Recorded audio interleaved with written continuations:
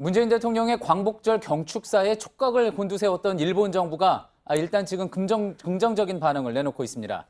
민감한 문제를 언급하지 않은 것만으로도 일본을 배려한 것 같다는 반응입니다. 하지만 말만으로는 안 된다며 국제법 위반 상황을 시정하라는 입장은 되풀이하고 있습니다. 수출 규제가 강제징용에 대한 보복이라는 걸 스스로 입증하는 셈인데요. 당분간 확전은 없지만 해결의 실마리를 찾기도 쉽지 않아 보입니다. 먼저 청와대 연결해 보겠습니다. 심수미 기자가 연결돼 있습니다. 심 기자, 한일 관계에서 이제 가장 중요한 분수령이 될 거라고 봤던 게 한일 군사정보보호협정, 즉 지소미아의 연장 여부 아닙니까? 기한이 오는 24일인데 혹시 어느 방향으로 결정이 될지 가닥이 잡혔습니까? 네, 청와대는 안보실과 정책실 또 정무라인까지 의견을 모아서 지소미아를 유지하거나 또 파기했을 경우에 따르는 다양한 이해 득실을 검토하고 있습니다. 청와대 관계자는 아직 결정이 나지 않았다. 국익 차원에서 결정을 할 것이라는 기존 입장에 변함이 없다고 말했습니다. 다음 주 후반께에나 윤곽이 잡힐 전망입니다. 그러면 청와대가 결정을 내릴 때 어떤 변수들이 혹시 영향을 미칠 수 있을까요?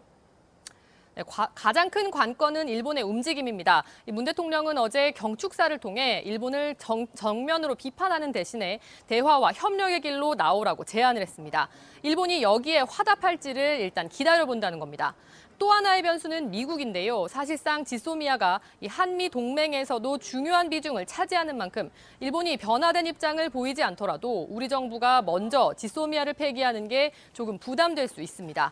일각에서는 이 때문에 24일이 지나 이 지소미아가 자동 연장이 된다고 하더라도 정보 공유를 대폭 줄여서 사실상 파기나 다름없는 상태로 만들자는 의견도 나오고 있습니다. 이제 바로 뒤에 도쿄를 연결해서 자세한 내용 알아볼 텐데요. 일단 고노다로 일본 외무상은 문 대통령에 대해서 비판적인 목소리를 냈습니다. 혹시 이와 관련한 정부 반응이 나왔습니까? 네, 외교부 차원에서 양국 관계에 도움이 되지 않는다면서 유감을 표시했습니다. 특히 일개 장관이 상대국 국가 원수를 거론하는 것 자체가 외교 관례에 맞지 않다고 지적했습니다. 청와대는 직접 대응은 자제하는 분위기입니다. 지소미아를 연장할지 결정을 하게 되는 같은 날 24일에 G7 정상회의도 열립니다. 한국은 회원국이 아니어서 여기에서 지금 아베 총리가 어떤 이야기를 할지도 중요하게 될 텐데요. 우리 정부가 이와 관련해서 준비를 하고 있겠죠? 네, 말씀하신 대로 주요 7개국을 뜻하는 이 G7 정상회의에는 일본 아베 총리도 참석을 합니다. 윤강현 외교부 경제외교조정관은 어제 프랑스에 이어서 오늘은 영국 당국자를 만나서 일본 조치의 부당성을 설명하고 이 G7의 논의가 일본 측 주장에 기울어지지 않게 해달라고 당부를 했습니다. 윤순구 외교부 차관보도 어제 이탈리아를 찾아 같은 업무를 했고 독일과 유럽연합을 연이어 방문할 예정입니다.